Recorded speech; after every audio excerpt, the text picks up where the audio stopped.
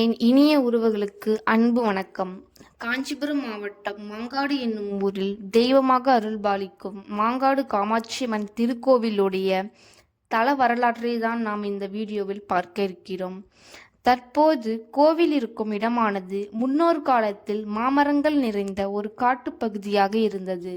அதனால இந்த இடத்திற்கு மாங்காடு என பெயர் வந்தது. கைலாயத்தில் ஒரு சமயம் விளையாட்டாக பார்வதி தேவியார் சிவனின் கண்களை மூடினார். இதனால் உலகம் இருண்டது, உலகம் இயக்கம் நின்றது, பல துயர சம்பவங்கள் பூமியில் நடந்தேறியது. இதனால் கோவப்பட்ட சிவபெருமான் பார்வதி தேவிக்கு ஒரு சாபத்தை கொடுத்தார். பார்வதி தேவியே, நீ மிகப்பெரிய தவறு செய்து விட்டாய். அதன் காரணமாக நீ பூமியில் பிறந்து அங்கு என்னை போற்றி நீ தவம் செய்ய வேண்டும். அப்போது அங்கு நான் உன்னை மணப்பதற்காக அங்கு வருவேன். அதன் மூலம் நீ சாப விமோச்சனம் பெற்று என்னுடன் இணைவாய் என்றார் சிவபெருமான். இந்த சாபத்தின் விளைவாக பார்வதி தேவியார் தற்போது கோவிலில் இருக்கும் மாங்காடு கிராமத்தில் ஒரு பெண்ணாக அவதாரம் செய்தார். தான் சிவபெருமானுடன் இணையும் காலம் வந்ததை உணர்ந்த பார்வதி தேவியார் யாருக்கும் தெரியாமல் காட்டுக்குள் சென்று புதர்களும் செடிகளும் அண்டியிருந்த ஒரு இடத்தில் அக்னியை வார்த்து அந்த நெருப்பு நுனியின் சுடர் நடுவில் தன் இடது கால் கட்டைவிரலை ஊன்றியிருந்து கடும் தவம் செய்திருந்தார். பார்வதி தேவியின் தவத்தை நேர்ந்த சிவபெருமான் கைலாயத்தில் இருந்து பார்வதி தேவியை மணப்பதற்காக பூமிக்கு வந்தார். வரும் வழியில் இழந்த கண் பார்வையை திரும்ப பெற வேண்டி சுக்ராச்சாரியரும் சிவபெருமானை நோக்கி கடும் தவம் செய்து கொண்டிருந்தார். சுக்ராச்சாரியருக்கு திருமாலினால் ஒரு கண் போயிருந்த சமயம் அது.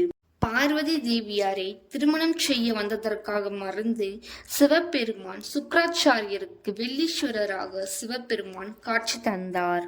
மேலும் அவர் கேட்டுக்கொண்டதற்கு இணங்க அவருக்கு கண் பார்வையை கொடுத்தார் சிவபெருமான்.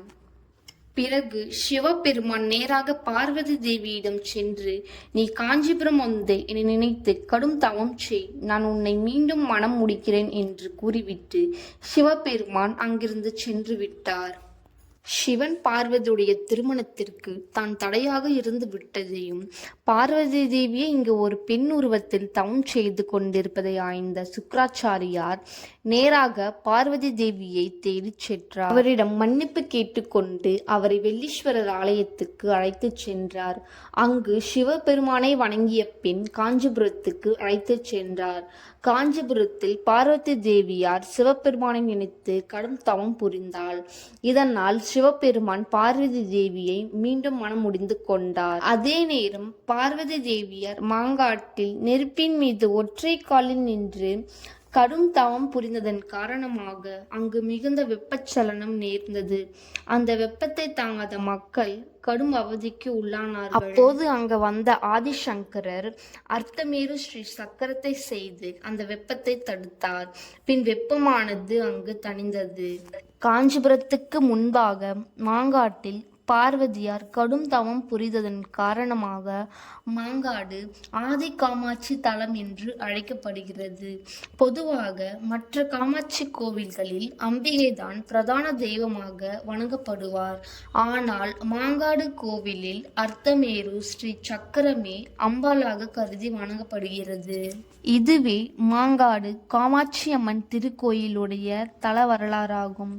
மேலும் இது போல தகவல்களை பெற கீழே உள்ள சப்ஸ்கிரைப் பட்டனை அழுத்தவும். நன்றி.